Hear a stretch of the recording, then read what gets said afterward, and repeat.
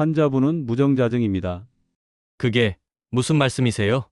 정자가 생성되지 않는 상태입니다. 선천적인 경우로 보입니다. 시계 초침 소리가 귀에 박혔습니다. 의사의 목소리가 멀어졌습니다. 숨쉬기가 힘들어졌습니다. 제 아이의 아빠가 이런 진단을 받다니. 10년 동안 의심 한 번 없이 키워온 아이들. 충격이었습니다. 진실을 찾기 시작했고, 과연 새 아이를 임신시킨 상간남의 정체가 밝혀지는데, 그 사람은 제 삶에서 가장 가까운 곳에 있었습니다. 시작하기 전에 따뜻한 마음으로 구독과 좋아요 눌러주세요. 좋은 일 가득하실 거예요. 아침 햇살이 거실 창문을 타고 부드럽게 흘러들어왔습니다. 공기 중에 떠도는 먼지, 입자들이 빗줄기를 따라 천천히 춤추고 있었죠. 저는 윤도현, 45살의 평범한 가장입니다. 아니, 평범하다고 하기엔 조금 운이 좋은 편이었을까요? 중견 건설회사의 상무이사로 일하며 사랑하는 아내 수진과 새 아이를 두고 있으니까요.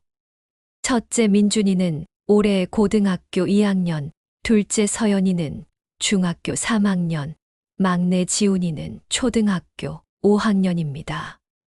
아이들의 웃음소리가 집안을 가득 채우는 아침이 저는 참 좋았습니다.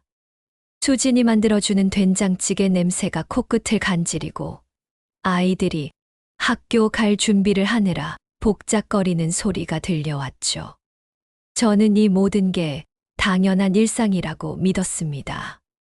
회사에 도착하자마자 오전 회의가 시작됐습니다.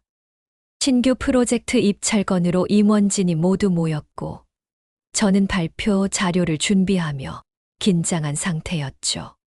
그런데 회의 중반쯤 갑자기 아랫배에서 날카로운 통증이 밀려왔습니다. 처음엔 참을만 했지만 점점 더 심해지더군요. 식은땀이 이마를 타고 흘러내렸고 손에 쥔 레이저 포인터가 미세하게 떨렸습니다. 회의실 안의 공기가 갑자기 무겁게 느껴졌습니다. 결국 저는 회의를 중단하고 병원으로 향했습니다. 비서 김 대리가 급히 차를 준비해줬고 저는 조수석에 앉아 창밖을 바라보며 불안한 마음을 달랬죠. 차창 너머로 보이는 서울의 거리는 평소와 다름없이 분주했지만 제 마음만은 이상하게 가라앉아 있었습니다. 병원에 도착해서 응급실을 거쳐 비뇨의학과 진료를 받았습니다. 중년 남성의 갑작스러운 하복부 통증이라 전립선 문제를 의심한다고 하더군요. 의사 선생님은 기본적인 문진과 촉진을 마친 후 전립선 비대증이나 염증 가능성을 확인하기 위해 정밀 검사가 필요하다고 했습니다. 혈액 검사, 소변 검사, 그리고 정액 검사까지요. 저는 고개를 끄덕였습니다. 40대 중반 남성이라면 누구나 한 번쯤 받는 검사라고 생각했죠. 전립선 건강을 확인하는 건 당연한 일이니까요. 일주일 후 검사 결과를 듣기 위해 다시 병원을 찾았습니다. 진료실 문을 열고 들어가자 의사 선생님의 표정이 평소와 달랐습니다. 뭔가 심각한 얘기를 해야 하는 사람의 얼굴이었죠. 책상 위에는 여러 검사지가 놓여 있었고 선생님은 잠시 망설이다가 입을 열었습니다. 윤도현 씨, 전립선 자체는 큰 문제가 없습니다. 약간의 염증이 있긴 하지만 약물 치료로 충분히 나아질 겁니다. 저는 안도의 한숨을 내쉬었습니다. 하지만 의사 선생님의 다음 말이 제 심장을 얼어붙게 만들었죠. 그런데 정액 검사에서 예상치 못한 결과가 나왔습니다. 무정자증으로 확인됩니다. 그것도 선천적인 경우로 보이는데요. 무정자증, 저는 그 단어를 되뇌었습니다. 머릿속이 하얗게 비워지는 느낌이었죠. 네, 정자가 전혀 생성되지 않는 상태입니다. 선천적인 경우라면 태어날 때부터 그랬다는 의미고요. 혹시 자녀 계획이 있으시다면? 저는 의사 선생님의 말을 끊었습니다. 목소리가 떨렸죠. 아이가 새 짓습니다. 진료실 안의 공기가 순간 멈춘 것 같았습니다. 의사 선생님도 당황한 표정으로 저를 바라봤고, 저는 손에 쥔 검사지를 내려다봤습니다. 종이 위의 글씨들이 흔들려 보였고, 심장 박동 소리가 귓가에서 크게 울렸죠. 그럼, 제 아이들은 대체 누구의? 그 질문은 끝까지 입 밖으로 나오지 않았습니다. 하지만 그 순간부터 제 머릿속에는 지울 수 없는 의심이 깊이 뿌리 내렸습니다. 병원을 나서는 발걸음이 무겁게 가라앉았고, 바깥의 햇살조차 갑자기 낯설게 느껴졌습니다. 집으로 돌아오는 길이 이렇게 멀게 느껴진 적은 없었습니다. 핸들을 쥔 손에 힘이 들어갔고, 신호등이 바뀌는 것조차 제대로 보이지 않았죠. 머릿속은 온통 한 가지 생각으로 가득 찼습니다. 선천적 무정자증. 태어날 때부터. 그럼 민준이도, 서연이도, 지훈이도. 현관문을 열자 아이들의 웃음소리가 들려왔습니다. 평소라면 반가웠을 그 소리가 오늘따라 가슴을 찔렀죠. 거실에서는 수진이 막내 지훈이와 함께 숙제를 봐주고 있었고, 민준이와 서연이는 소파에 앉아 각자 휴대폰을 들여다보고 있었습니다. 여보, 왔어요? 병원에서 뭐래요? 괜찮대요. 수진의 목소리가 평소처럼 밝고 따뜻했습니다. 하지만 저는 그 목소리를 제대로 들을 수가 없었죠. 저는 고개만 끄덕이고는 곧장 침실로 들어갔습니다. 문을 닫는 순간 다리에 힘이 풀려 침대 끝에 주저앉았습니다. 손에는 여전히 병원 검사지가 들려 있었습니다.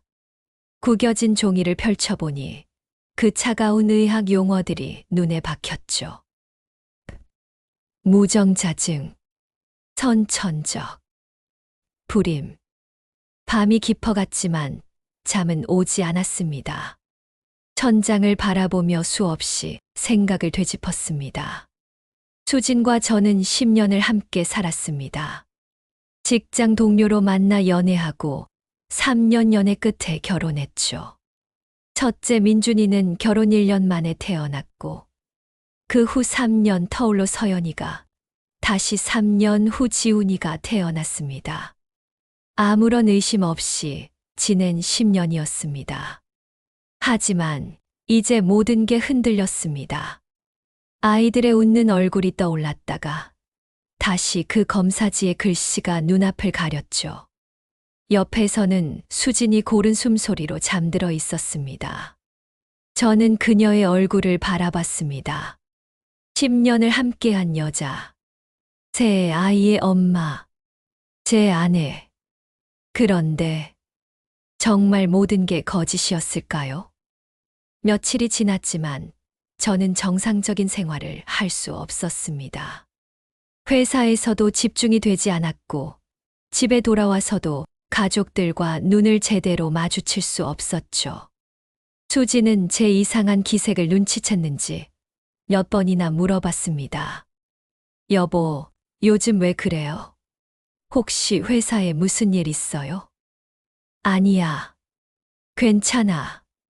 짧게 대답하고는 시선을 돌렸습니다. 그녀의 눈을 똑바로 볼 수가 없었죠. 의심하고 싶지 않았지만 머릿속에서는 계속 질문이 맴돌았습니다. 만약 정말로, 만약 아이들이 제 친자가 아니라면, 그럼 누구의 아이란 말인가? 일주일이 지난 어느 날 저는 결심했습니다. 비서 김 대리를 불렀죠. 그는 10년 넘게 저와 함께 일한 사람이었고, 무엇보다 신뢰할 수 있는 사람이었습니다. 사무실 문을 닫고 조용히 입을 열었습니다. 김 대리, 부탁이 하나 있네. 아무에게도 말하면 안 되는 일인데. 김 대리의 표정이 진지해졌습니다. 그는 고개를 끄덕이며 제 말을 기다렸죠. 사설 탐정을 알아봐 줄 수 있나? 믿을 만한 곳으로. 탐정이요. 무슨 일? 더 이상 묻지 말게. 그냥 연락처만 알아봐 주면 돼. 이틀 후, 저는 강남의 한 오피스텔에서 탐정을 만났습니다. 40대 후반으로 보이는 남자는 간단한 명함 하나만 건넨 제 본론으로 들어갔죠. 무엇을 알고 싶으십니까? 제 아내의 일상을 확인해 주셨으면 합니다. 누구를 만나는지, 어디를 가는지. 탐정은 잠시 저를 바라보더니 고개를 끄덕였습니다. 질문은 하지 않았죠. 아마 이런 의뢰를 수없이 받아봤을 겁니다. 저는 수진의 사진과 기본 정보를 건넸고, 탐정은 일주일이면 충분하다고 말했습니다. 그날 밤, 집으로 돌아온 저는 거실 소파에 앉아 가족들을 바라봤습니다. 저녁 식사를 마친 후 텔레비전을 보며 웃고 있는 아이들. 설거지를 하는 수진의 뒷모습. 모든 게 평화로워 보였습니다. 일주일은 너무 느리게 흘러갔습니다. 매일 아침 눈을 뜨면 탐정에게서 연락이 올까 기다렸고, 회사에서도 휴대폰을 손에서 놓을 수 없었죠. 김 대리가 걱정스러운 눈빛으로 저를 바라봤지만 저는 아무 말도 하지 않았습니다. 집에서는 더욱 힘들었습니다. 수진과 마주 앉아 식사를 할 때마다 목구멍으로 음식이 넘어가지 않았죠. 아이들이 아빠라고 부를 때마다 가슴 한 구석이 무너지는 것 같았습니다. 저는 웃으려 애썼지만 거울을 보면 제 얼굴에는 웃음기가 없었습니다. 정확히 일주일째 되는 날, 탐정에게서 전화가 왔습니다. 자료가 준비됐습니다. 만나서 드리겠습니다. 목소리는 담담했지만 그 짧은 말 속에 뭔가 심상치 않은 기운이 느껴졌습니다. 저는 서둘러 회의를 취소하고 다시 그 오피스텔로 향했죠. 엘리베이터 안에서 심장이 미친 듯이 뛰었습니다. 손바닥에는 땀이 차올랐고요. 탐정 사무실 문을 열고 들어가자 책상 위에는 두툼한 서류 봉투가 놓여 있었습니다. 탐정은 묵묵히 그것을 제게 건넸고 저는 떨리는 손으로 봉투를 열었습니다. 첫 번째 사진. 수진이 주택가 골목을 걷고 있었습니다. 평소 입던 캐주얼한 옷차림이었죠. 시간은 오후 2시경으로 보였습니다. 아이들이 학교에 있는 시간이었습니다. 두 번째 사진. 수진이 한 건물 앞에 서 있었습니다. 간판을 확인해 보니 작은 비즈니스 호텔이었죠. 제가 알지 못하는 곳이었습니다. 우리 집이나 회사에서도 멀리 떨어진 아무런 연고도 없는 지역이었습니다. 세 번째 사진에서 저는 숨이 멎었습니다. 수진이 호텔 로비로 들어가고 있었습니다. 그런데 혼자가 아니었죠. 옆에는 중년 남자가 함께 걸어가고 있었습니다. 두 사람 사이의 거리는 가까웠고 남자는 자연스럽게 수진의 허리에 손을 올리고 있었습니다. 네 번째, 다섯 번째 사진. 호텔 내부로 들어가는 두 사람의 뒷모습이었습니다. 엘리베이터 앞에 서 있는 장면, 엘리베이터 버튼을 누르는 장면. 모든 게 너무나 자연스러웠습니다. 마치 수없이 반복해온 익숙한 행동처럼요. 손이 떨렸습니다. 사진들이 바닥으로 흩어졌고 저는 그것을 주우려다 멈췄죠. 시야가 흐려졌습니다. 탐정이 조용히 입을 열었습니다. 일주일 동안 총 2번 같은 패턴이 반복됐습니다. 화요일, 목요일 평균 2시간에서 3시간 정도 머물렀습니다. 저는 목소리를 짜내듯 물었습니다. 그 남자는 누구죠? 탐정이 또 다른 서류를 꺼냈습니다. 차량 번호와 신상 정보가 적힌 종이었죠. 제 눈이 그 이름에 멈췄습니다. 윤태식, 68세. 직업은 기업 대표. 주소는 더 읽을 필요도 없었습니다. 저는 그 이름을 너무나 잘 알고 있었으니까요. 사진을 다시 집어들었습니다. 처음에는 뒷모습만 보였던 그 남자의 측면이 찍힌 사진을 찾았죠. 틀림없었습니다. 사진 속 남자는 제 아버지 윤태식이었습니다. 머릿속이 하얗게 타들어가는 것 같았습니다. 귀에서는 이명이 울렸고 숨쉬기가 힘들어졌죠. 탐정이 물 한 잔을 건넸지만 저는 받지 못했습니다. 손에 힘이 들어가지 않았거든요. 호텔 이름과 주소도 여기 있습니다. 필요하시면 더 조사할 수도. 됐습니다. 제 목소리는 쉬어 있었습니다. 탐정은 더 이상 말하지 않았고 저는 흩어진 사진들을 주워 담았습니다. 손이 너무 떨려서 몇 번이나 떨어뜨렸죠. 호텔로 들어가는 두 사람의 모습이 눈에 계속 어른거렸습니다. 얼마나 시간이 흘렀을까요? 저는 비틀거리며 사무실을 나왔습니다. 봉투 속 사진들을 가방에 쑤셔 넣고 엘리베이터를 탔죠. 거울에 비친 제 얼굴은 창백했습니다. 마치 10년을 살아온 사람이 아니라 하루아침에 모든 걸 잃은 사람의 얼굴이었습니다. 밖으로 나오자 차가운 바람이 얼굴을 때렸습니다. 가을이 깊어지고 있었죠. 거리의 사람들은 평범한 일상을 살아가고 있었지만 저는 그들과 다른 세계에 서 있는 것 같았습니다. 차에 올라탄 저는 시동을 걸지 못했습니다. 핸들에 이마를 기댄 채 사진 속 장면들이 머릿속을 스쳐 지나갔습니다. 수진과 아버지, 호텔 로비를 함께 걸어가는 두 사람, 너무나 익숙한 듯 자연스러운 모습, 그리고 떠오르는 새 아이의 얼굴. 휴대폰이 울렸습니다. 수진이었죠. 여보, 오늘 저녁 뭐 먹고 싶어요? 제가 장 보고 올게요. 평범한 문자였습니다. 하지만 저는 답장을 보낼 수 없었습니다. 손가락이 움직이지 않았죠. 문자를 읽고 또 읽었습니다. 장을 본다고?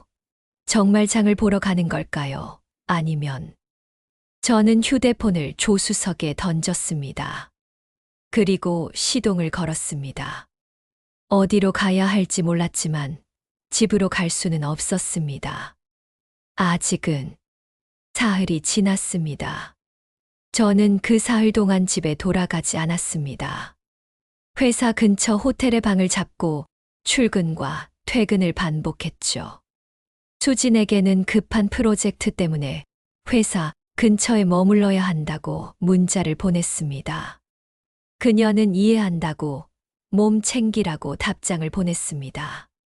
그 다정한 문자를 보며 저는 비웃음을 흘렸습니다. 호텔 방 책상 위에는 탐정이 건넨 사진들이 펼쳐져 있었습니다. 저는 그것들을 수없이 들여다봤죠. 호텔로 들어가는 두 사람의 뒷모습, 엘리베이터 앞에 서 있는 장면, 아버지의 손이 수진의 허리에 놓인 그 장면. 하지만 사진만으로는 부족했습니다. 저는 확실한 증거가 필요했습니다. 의심이 아닌 부정할 수 없는 진실이 필요했죠. 그래서 저는 결심했습니다. 다음 날 아침, 저는 유전자 검사센터를 찾았습니다. 접수를 마치고 검사 절차를 진행했습니다. 문제는 시료 채취였죠. 아이들의 것은 어떻게든 구할 수 있었습니다. 주말에 잠깐 집에 들렀을 때 아이들의 칫솔을 몰래 챙겼습니다. 민준이, 서연이, 지훈이. 세 아이의 칫솔을 비닐봉지에 각각 담으면서 손이 떨렸습니다. 하지만 아버지의 시료는 달랐습니다. 저는 아버지가 경영하는 회사 본사로 향했습니다. 15층 건물의 최상층에 있는 회장실. 저는 그곳의 위치를 잘 알고 있었죠. 아버지는 저를 후계자로 키우려 했고, 어렸을 때부터 자주 그곳에 데려갔으니까요. 비서에게 아버지를 만나러 왔다고 했습니다. 다행히 아버지는 외부 미팅 중이었고, 저는 회장실에서 기다리겠다고 말했죠. 비서는 의심 없이 문을 열어줬습니다. 회장실은 넓고 고급스러웠습니다. 가죽 소파, 거대한 책상, 벽면을 가득 채운 서가. 하지만 저는 그런 것들에 관심이 없었습니다. 책상 옆 개인 화장실로 들어갔죠. 세면대 옆에 놓인 칫솔을 발견했습니다. 손이 떨렸지만 저는 그것을 집어들었습니다. 비닐봉지에 조심스럽게 담았죠. 그리고 서둘러 회장실을 나왔습니다. 아버지는 만나지 않았습니다. 비서에게 급한 일이 생겼다고 말하고 건물을 빠져나왔죠. 엘리베이터 안에서 가방 속 비닐봉지를 내려다봤습니다. 4개의 봉지. 제 인생을 뒤집을 수 있는 증거들이었습니다. 검사 접수를 마치고 나왔을 때는 해가 기울고 있었습니다. 저는 한강 다리 위에 차를 세우고 난간에 기대어 강물을 바라봤습니다. 물결이 석양빛을 받아 반짝였지만 제 눈에는 아무것도 아름답게 보이지 않았습니다. 일주일이 흘렀습니다. 그 일주일은 제 인생에서 가장 긴 시간이었습니다. 회사에서는 업무에 집중할 수 없었고, 호텔 방에서는 잠을 이룰 수 없었죠. 수진에게서 매일 전화가 왔지만 저는 짧게 통화하고 끊었습니다. 아이들과도 통화했지만 그들의 목소리를 들을 때마다 가슴이 찢어지는 것 같았습니다. 드디어 결과가 나왔다는 연락을 받았습니다. 병원으로 가는 길에 비가 내리기 시작했습니다. 가을비였지만 차가웠죠. 와이퍼가 움직이는 소리만이 차 안을 채웠고, 저는 핸들을 꽉 쥔 채 앞만 보고 달렸습니다. 접수 창구에서 신분증을 확인한 후봉인 된 서류 봉투를 건네받았습니다. 저는 차 안에서 그 봉투를 열었습니다. 손이 떨려서 봉투를 찢는데도 시간이 걸렸습니다. 첫 번째 결과지. 윤도현과 윤민준. 친자 관계 일치율 25%. 비고란에는 간단한 문구가 적혀 있었습니다. 이 수치는 일반적으로 삼촌 조카 혹은 할아버지 손자 관계에서 나타남. 두 번째 결과지. 윤도현과 윤서연. 친자 관계 일치율 25%. 세 번째 결과지. 윤도현과 윤지훈. 친자 관계 일치율 25%. 25%. 저는 그 숫자를 멍하니 바라봤습니다. 숨이 막혔죠. 다음 장을 넘기는 손이 떨렸습니다. 네 번째 결과지. 윤태식과 윤민준. 직계 혈족 관계 일치율 99.9%. 생물학적 부자 관계로 확인됨. 다섯 번째 결과지. 윤태식과 윤서연. 직계 혈족 관계 일치율 99.9%. 생물학적 부자 관계로 확인됨. 여섯 번째 결과지. 윤태식과 윤지훈. 직계 혈족 관계 일치율 99.9%. 생물학적 부자 관계로 확인됨. 서류가 무릎 위로 떨어졌습니다. 귀에서는 이명만 울렸고 눈앞이 흐려졌죠. 가슴이 조였습니다. 숨을 쉬려 해도 공기가 들어오지 않았습니다. 제가 10년 동안 키운 아이들. 제가 아빠라고 불렸던 아이들. 제가 사랑했던 아이들. 그 아이들의 진짜 아버지는 제 아버지였습니다. 저는 차에서 내렸습니다. 다리에 힘이 들어가지 않아 자문에 기댔죠. 병원 주차장에 차가운 바람이 얼굴을 스쳤지만 느껴지지 않았습니다. 지나가는 사람들이 저를 쳐다봤지만 신경 쓰이지 않았습니다. 제 세상은 이미 무너졌으니까요. 믿었던 모든 것이, 사랑했던 모든 것이 한순간에 무너져 내렸습니다. 휴대폰이 울렸습니다. 수진이었습니다. 여보, 언제 집에 와요? 애들이 아빠 보고 싶대요. 저는 전화를 받지 않았습니다. 받을 수가 없었죠. 그 목소리를 들으면 저는 완전히 무너질 것 같았습니다. 밖으로 나오니 비는 더 세차게 내리고 있었습니다.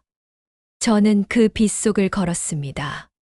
차를 주차장에 그대로 두고 그냥 걷고 또 걸었습니다. 옷이 흠뻑 젖었고 구두 속으로 빗물이 스며들었지만 멈추지 않았습니다. 얼마나 걸었을까요? 정신을 차려보니 한강변이었습니다. 어둠이 내리고 있었고 강물은 검게 흐르고 있었죠. 저는 난간에 기대어 그 어둠을 바라봤습니다. 사흘 후 저는 집으로 돌아갔습니다.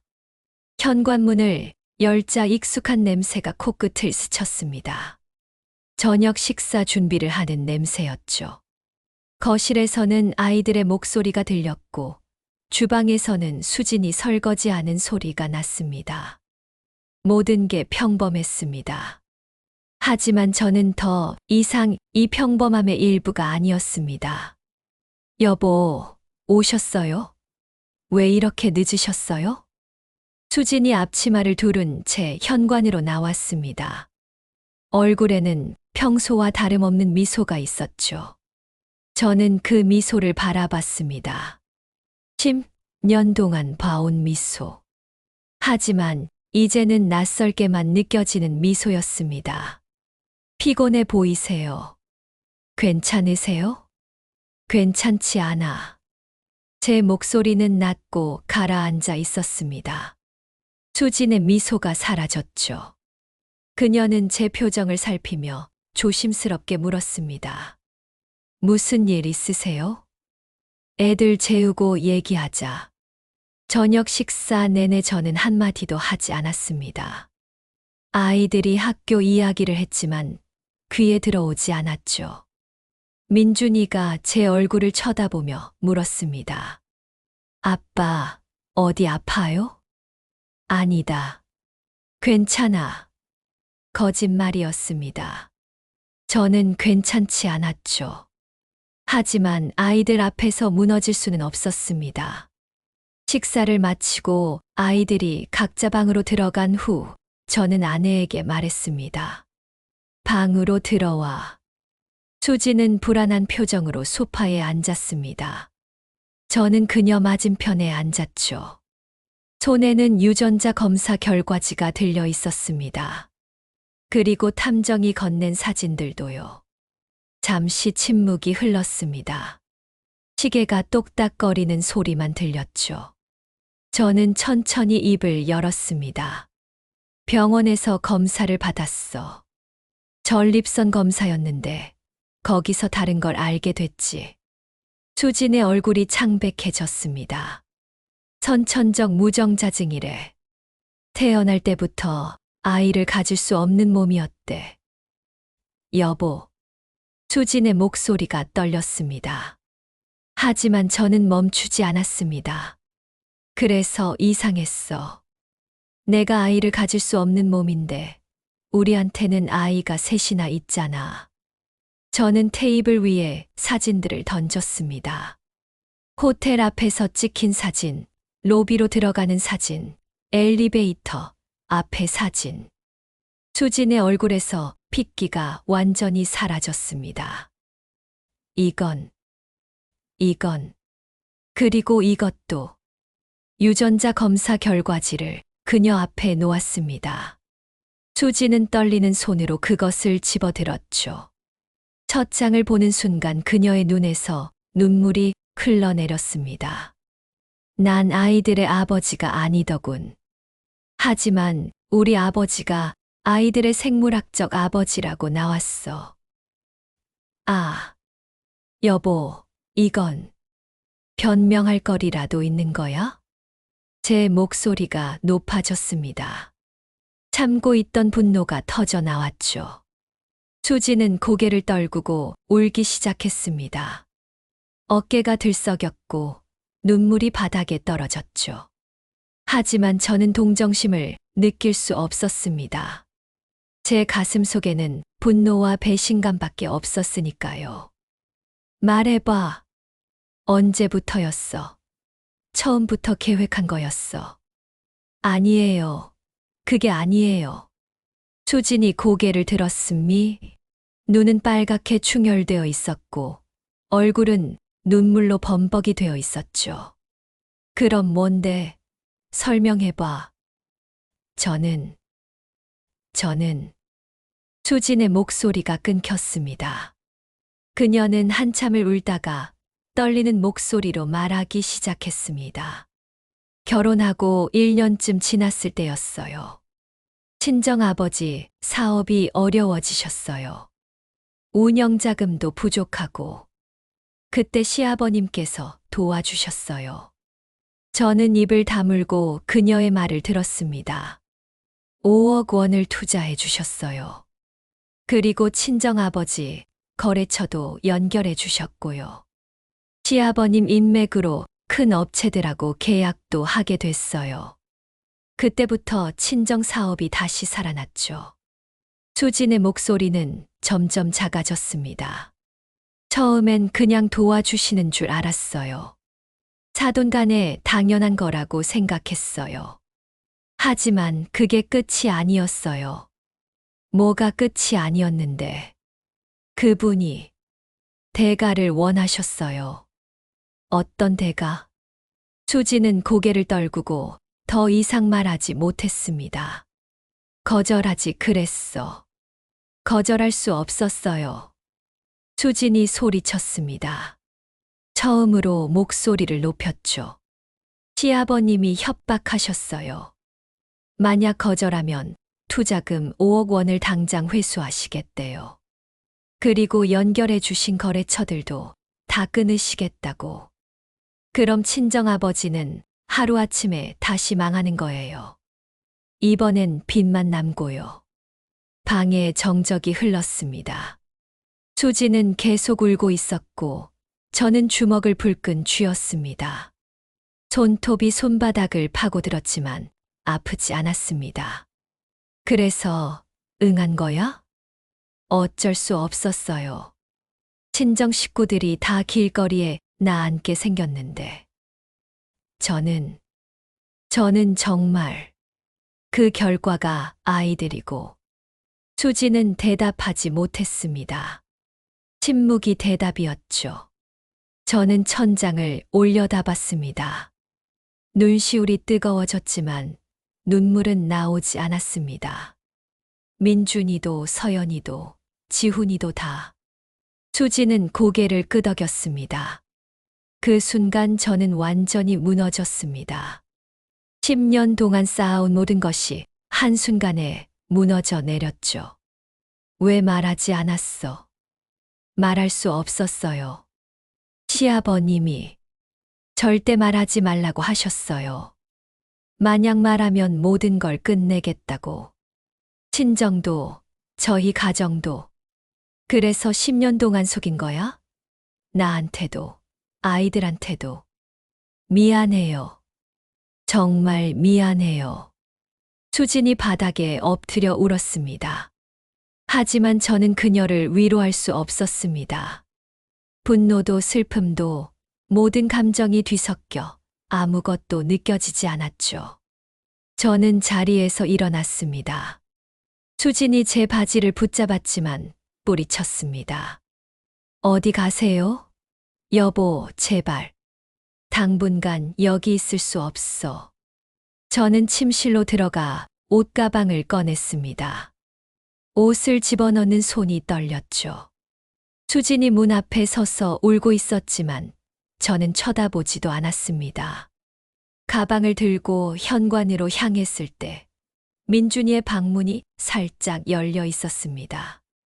그 틈 사이로 아이가 저를 쳐다보고 있었죠. 얼굴에는 불안과 두려움이 가득했습니다. 저는 고개를 돌렸습니다. 그 눈을 마주볼 수가 없었습니다. 현관문을 열고 나서는 순간 뒤에서 수진의 울음소리가 들렸습니다. 하지만 저는 뒤돌아보지 않았습니다. 그냥 문을 닫고 엘리베이터로 향했죠. 밖으로 나오니 밤 공기가 차가웠습니다. 하늘에는 별이 하나도 보이지 않았습니다. 저는 그 어둠 속을 걸어갔습니다. 제 인생은 완전히 무너졌습니다. 호텔 방에서 일주일을 보냈습니다. 회사에는 가족 문제로 휴가를 낸다고 통보했죠. 김 대리가 걱정스러운 목소리로 물었지만 저는 괜찮다고만 답했습니다. 괜찮지 않았지만요.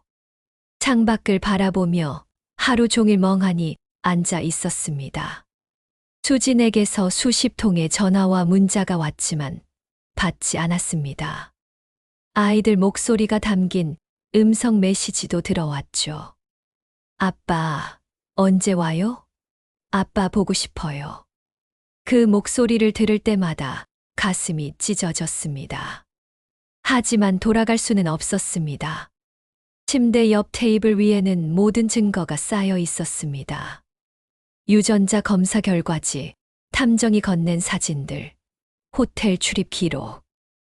저는 그것들을 하나하나 정리하기 시작했습니다. 손이 떨렸지만 멈추지 않았죠. 분노가 저를 움직이게 했습니다.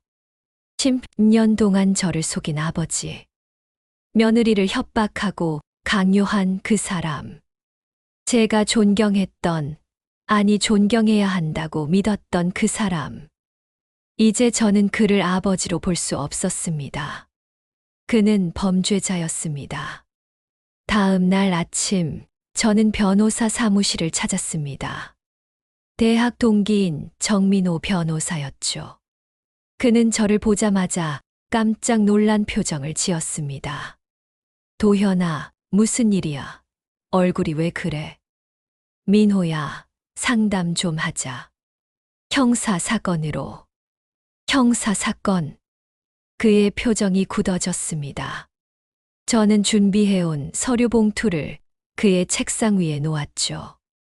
민호는 천천히 봉투를 열었고 내용물을 확인하는 동안 표정이 점점 어두워졌습니다. 이건, 도현아, 이게 진짜야? 다 진짜야. 유전자 검사 결과도 있고 사진도 있어. 증언도 확보했어. 민호는 한참 동안 서류를 들여다봤습니다. 그리고는 무거운 한숨을 내쉬었죠. 이건 성폭력 특별법 위반이야. 위력에 의한 간음. 게다가 지속적이고 반복적이었으니 가중처벌 대상이고.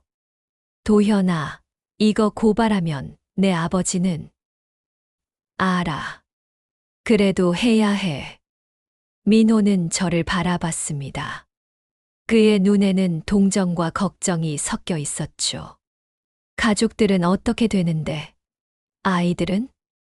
그래서 상담하러 온 거야. 최대한 아이들한테 피해가 안 가게 하고 싶어. 민호는 고개를 끄덕이며 메모를 하기 시작했습니다. 우리는 2시간 넘게 대화를 나눴죠. 고소 절차, 예상되는 법적 결과, 가족들에게 미칠 영향. 모든 걸 검토했습니다. 증거는 충분해. 유전자 검사 결과만으로도 결정적이야. 게다가 피해자 진술까지 있으면 수진이가 진술할지 모르겠어. 강요하지 마. 그녀도 피해자야. 시간을 줘야 해. 민호의 말이 옳았습니다. 하지만 저는 기다릴 수 없었습니다. 더 이상 이 상황을 방치할 수 없었죠. 고소장 작성해줘. 바로 접수할 거야. 저는 창밖을 바라봤습니다. 하늘은 맑았지만 제 마음은 어두웠죠. 민호는 더 이상 말리지 않았습니다. 그저 고개를 끄덕이고 컴퓨터 앞에 앉았습니다. 이틀 후 고소장이 완성됐습니다. 저는 그것을 들고 경찰서로 향했습니다. 건물 앞에 서자 다리가 떨렸지만 저는 멈추지 않았습니다. 자동문을 밀고 들어갔죠. 민원실 직원에게 고소장을 제출했습니다. 직원은 서류를 검토하더니 잠시 후 형사과로 안내했습니다. 담당 형사는 50대 중반으로 보이는 남자였고 저를 작은 조사실로 데려갔죠. 진술 좀 듣겠습니다. 저는 처음부터 끝까지 모든 걸 설명했습니다. 병원에서 받은 진단, 유전자 검사 결과, 수진의 고백. 형사는 묵묵히 제 이야기를 들으며 기록했습니다. 피해자분 진술도 필요합니다. 아내한테 연락드리겠습니다. 형사는 고개를 끄덕였습니다. 조사는 2시간 가까이 걸렸고 끝날 무렵 저는 완전히 지쳐 있었습니다. 하지만 동시에 뭔가 무거운 짐을 내려놓은 것 같았죠. 그날 저녁 아버지에게서 전화가 왔습니다. 저는 한참을 망설이다가 통화 버튼을 눌렀습니다. 도현아. 목소리는 평소처럼 침착했습니다. 하지만 그 침착함 속에 뭔가 차가운 것이 느껴졌죠. 왜 전화하셨습니까? 아무리 원망스럽겠지만 말이다. 이제 내 앞엔 밝은 미래가 기다리고 있어. 내가 유산 충분히 줄 건데 왜 이런 짓을 하냐? 저는 비웃음을 흘렸습니다. 유산이요. 그게 이 상황에서 나올 말입니까? 회사는 결국 내 것이 될 거야. 내가 물려줄 거고. 이 소독만 정리하면 모든 게 내 손에 들어오는데 왜 굳이 가족을 파괴하려고 하냐? 가족을 파괴한 건 아버지십니다. 이봐, 도현아. 세상은 내가 생각하는 것처럼 단순하지 않아. 어른들 사이에는 복잡한 일들이 있는 법이고, 복잡한 일, 범죄를 그렇게 포장하시는 겁니까? 범죄라니. 그건 너무 심한 말 아니냐.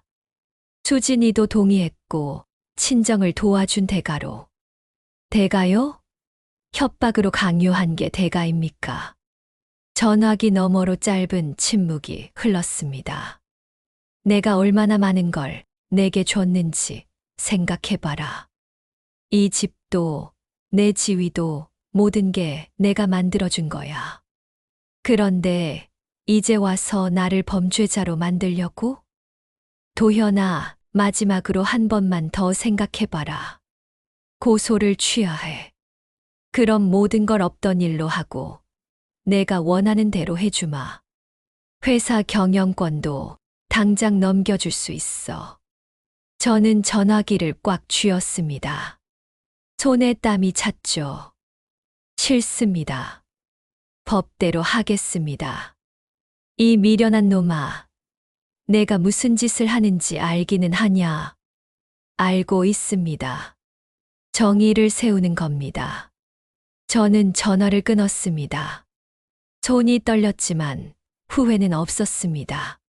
창밖으로 도시의 불빛이 반짝이고 있었습니다. 저는 그 불빛을 바라보며 깊은 숨을 내쉬었습니다. 며칠 후 경찰은 아버지를 소환했습니다. 뉴스에서는 연일 이 사건을 다뤘고 회사 주가는 폭락했죠. 아버지가 경영하던 기업은 혼란에 빠졌습니다. 수진도 경찰 조사를 받았습니다. 그녀는 모든 걸 진술했다고 민호가 전해줬죠. 협박당한 정황, 반복된 강요, 거절할 수 없었던 상황들. 그녀의 진술은 저의 고소를 뒷받침했습니다. 저는 호텔방에서 모든 과정을 지켜봤습니다.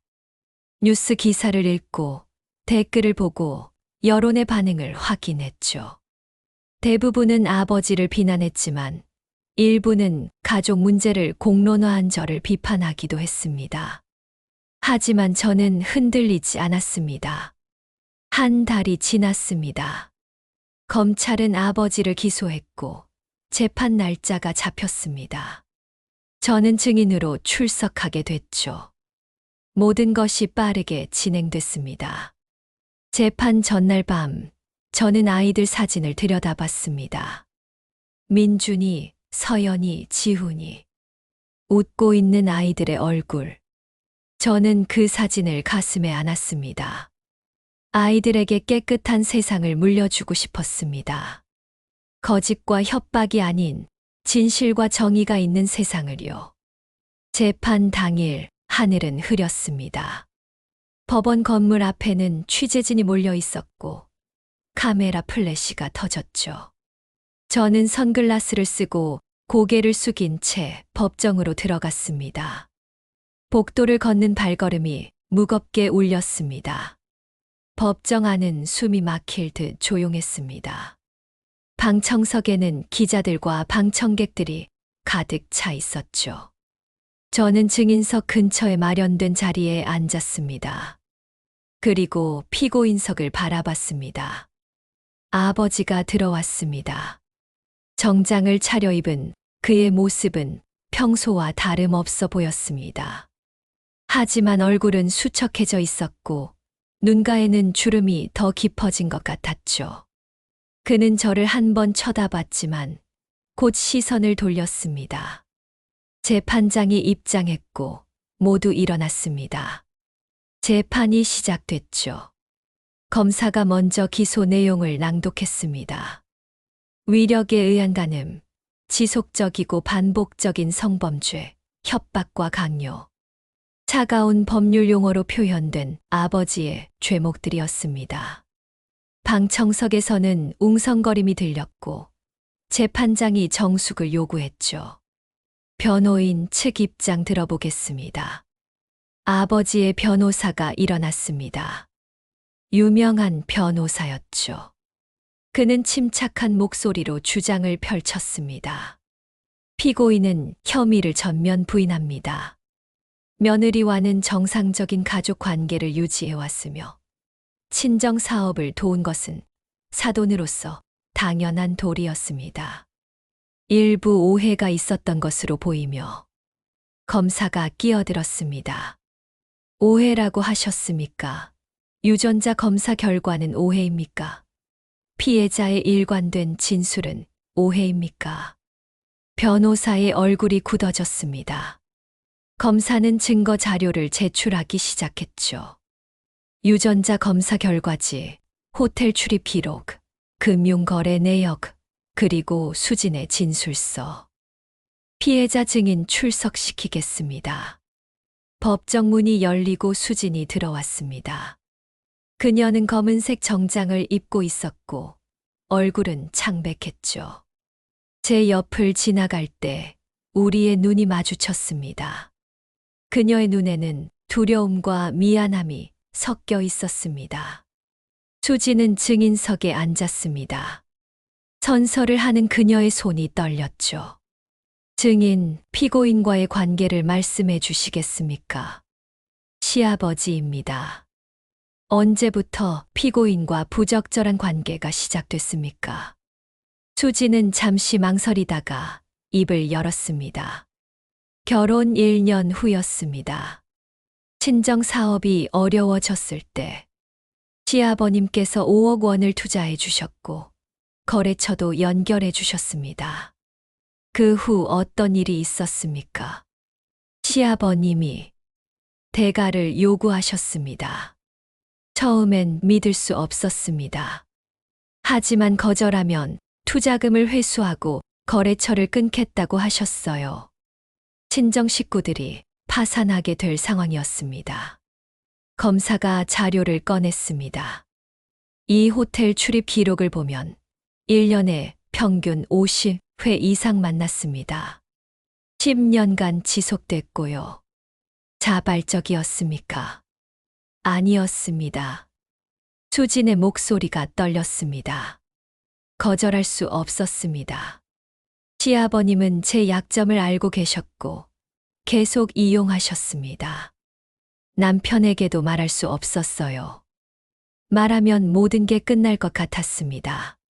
방청석에서 탄식이 흘러나왔습니다. 재판장이 다시 정숙을 요구했죠. 변호인, 반대 신문하시겠습니까? 변호사가 일어났습니다. 증인, 강제로 끌려간 적이 있습니까?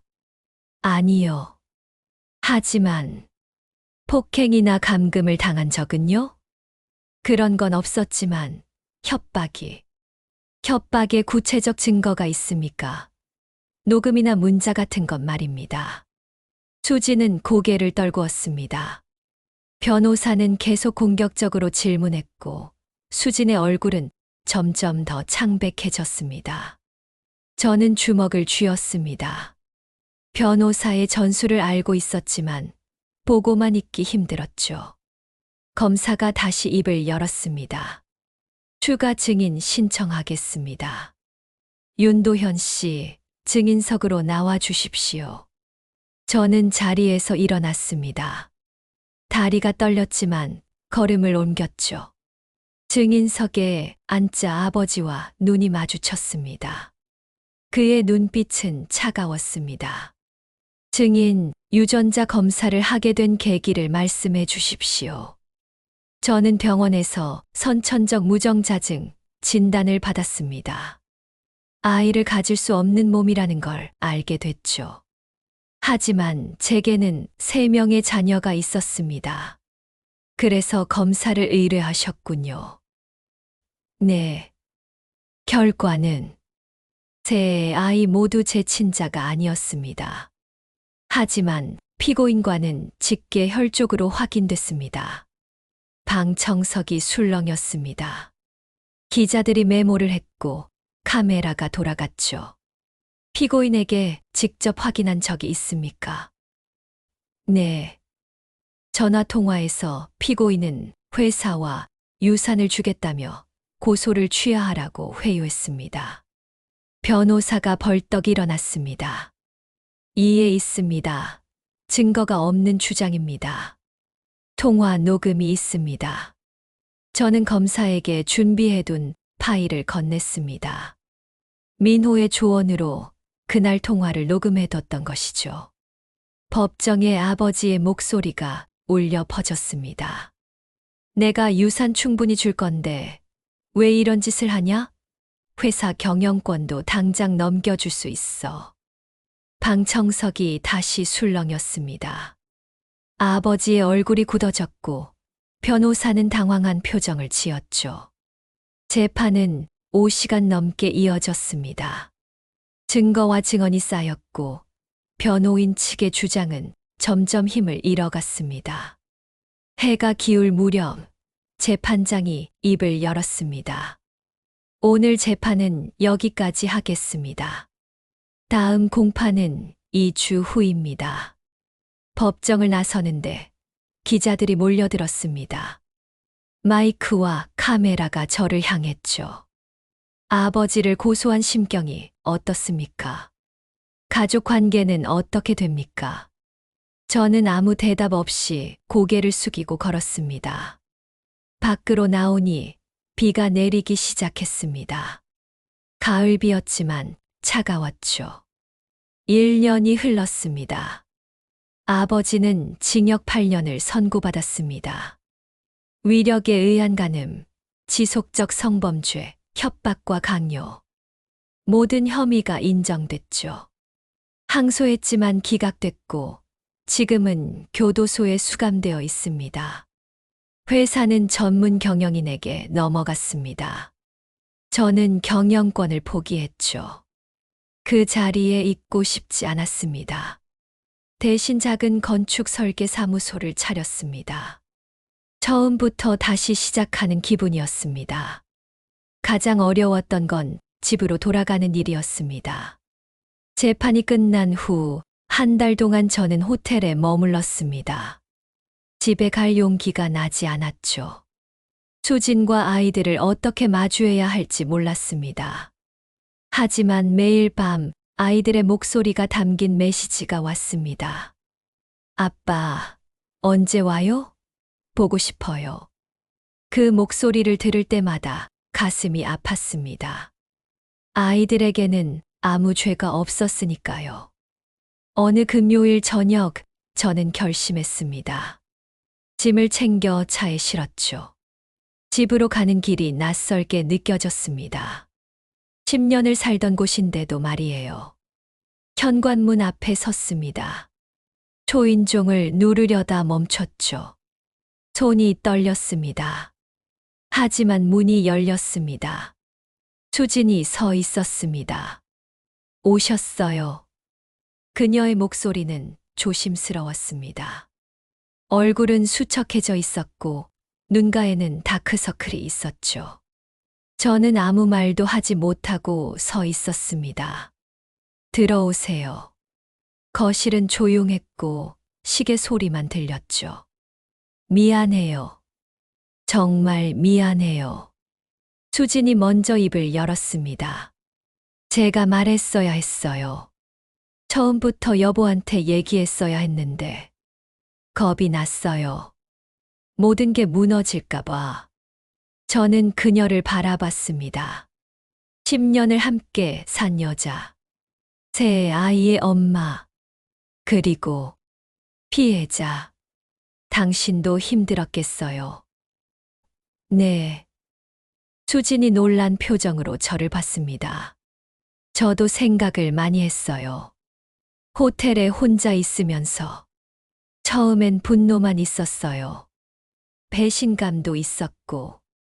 하지만 당신도 피해자잖아요. 여보, 협박당하고 강요당하고 10년 동안 그 고통을 혼자 견뎠잖아요. 그게 얼마나 힘들었을지 감히 상상도 못하겠네요. 수진의 눈에서 눈물이 흘러내렸습니다. 용서받을 수 있을까요? 저는 그녀의 손을 잡았습니다. 용서할 것도 없어요. 당신은 잘못한 게 없어요. 아버지가 저지른 범죄의 피해자일 뿐이에요. 하지만 저는 쉿. 이제 그만해요. 우리 다시 시작해요. 아이들을 위해서라도. 수진이 고개를 끄덕였습니다. 우리는 그날 밤 오랫동안 대화를 나눴습니다. 지난 10년의 아픔을, 숨겨왔던 진실을, 앞으로의 계획을, 모든 걸 털어놓았죠. 2개월 후 수진은 심리 상담을 시작했습니다. 저도 함께 부부 상담을 받았죠. 쉽지 않았습니다. 때로는 과거의 기억이 떠올라 힘들어했고, 때로는 제가 불현듯 불안해지기도 했습니다. 하지만 우리는 포기하지 않았습니다. 상담사 선생님이 말했습니다. 치유에는 시간이 필요합니다. 서두르지 마세요. 서로를 이해하고 신뢰를 다시 쌓아가세요. 우리는 그 말을 따랐습니다. 천천히, 하지만 확실하게 관계를 회복해 나갔죠. 주말마다 가족 여행을 갔습니다. 가까운 바다, 산, 공원, 어디든 좋았습니다. 중요한 건 함께하는 시간이었으니까요. 아이들의 웃음소리가 점점 커졌고 수진의 얼굴에도 미소가 돌아왔습니다. 2년째 되던 어느 봄날 우리는 제주도로 가족 여행을 갔습니다. 해변을 걸으며 아이들은 조개를 줍고 파도와 놀았죠. 저와 수진은 그 모습을 벤치에 앉아 바라봤습니다. 행복해 보여요. 수진이 말했습니다. 네. 우리 모두요. 여보, 정말 고마워요. 다시 기회를 줘서. 저는 그녀의 손을 잡았습니다. 우리 함께 이겨낸 거예요. 당신 혼자가 아니에요. 바다, 바람이 불어왔습니다. 따뜻하고 부드러운 봄바람이었죠. 아이들이 우리에게 달려왔습니다. 엄마, 아빠, 조개 주웠어요. 보세요. 지훈이가 손에 가득 조개를 들고 있었습니다. 우리는 함께 그것들을 들여다봤고 웃었죠. 그날 저녁 숙소로 돌아와 저는 발코니에 서서 밤바다를 바라봤습니다. 파도 소리가 들렸고 별이 하늘에 가득했죠. 수진이 옆으로 다가왔습니다. 여보, 뭐 생각해요? 우리 가족 생각했어요. 여기까지 오느라 얼마나 힘들었는지. 하지만 이겨냈잖아요. 네. 우리가 함께였으니까요. 저는 그녀를 안았습니다. 오랜만에 느끼는 따뜻함이었죠. 그녀도 저를 꽉 안았습니다. 3년이 흘렀습니다. 민준이는 대학 2학년이 됐고, 서연이는 고등학생, 지훈이는 중학생이 됐습니다. 모두 건강하게 자라고 있었죠. 사무소도 안정됐고, 수지는 작은 카페를 운영하기 시작했습니다. 어느 일요일 아침, 우리 5명은 거실에 둘러앉아 아침을 먹고 있었습니다.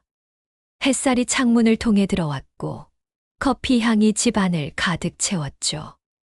민준이가 입을 열었습니다. 아빠, 엄마, 저 말 좀 할 게 있어요. 우리는 민준이를 바라봤습니다. 저 법학과로 전과하려고 해요. 법학과. 네. 약자를 보호하는 변호사가 되고 싶어요. 엄마 같은 사람들을 도와주고 싶어요. 수진의 눈에 눈물이 고였습니다. 저도 가슴이 뭉클했죠.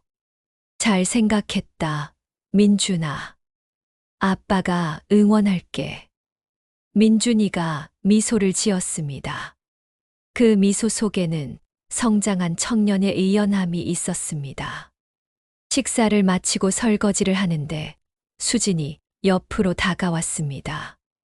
여보, 행복해요. 정말로요. 저도요. 우리 여기까지 잘 왔어요. 앞으로도 잘할 수 있을까요? 당연하죠. 우리 함께잖아요. 그녀가 제 어깨에 머리를 기댔습니다. 저는 그녀를 꽉 안았죠. 창밖으로 아이들이 마당에서 농구하는 모습이 보였습니다. 웃음소리가 들렸습니다. 우리는 상처를 극복했습니다. 거짓이 아닌 진실로, 협박이 아닌 사랑으로, 어둠이 아닌 빛으로. 완벽하지는 않았지만 진실되고 따뜻한 우리만의 길을 만들어냈습니다. 저는 알았습니다. 진짜 가족은 피로 결정되는 게 아니라 함께한 시간과 사랑, 그리고 극복한 시련으로 만들어진다는 것을. 16년, 14년, 11년. 함께한 그 모든 날들이, 그리고 다시 시작한 이 3년이 우리를 진짜 가족으로 만들었습니다. 하늘은 맑았고 바람은 따뜻했습니다. 우리 앞에는 긴 길이 펼쳐져 있었지만 이제 저는 두렵지 않았습니다. 가족이 함께였으니까요. 우리는 함께 앞으로 나아갔습니다. 새로운 내일을 향해서, 희망과 사랑이 가득한 미래를 향해서.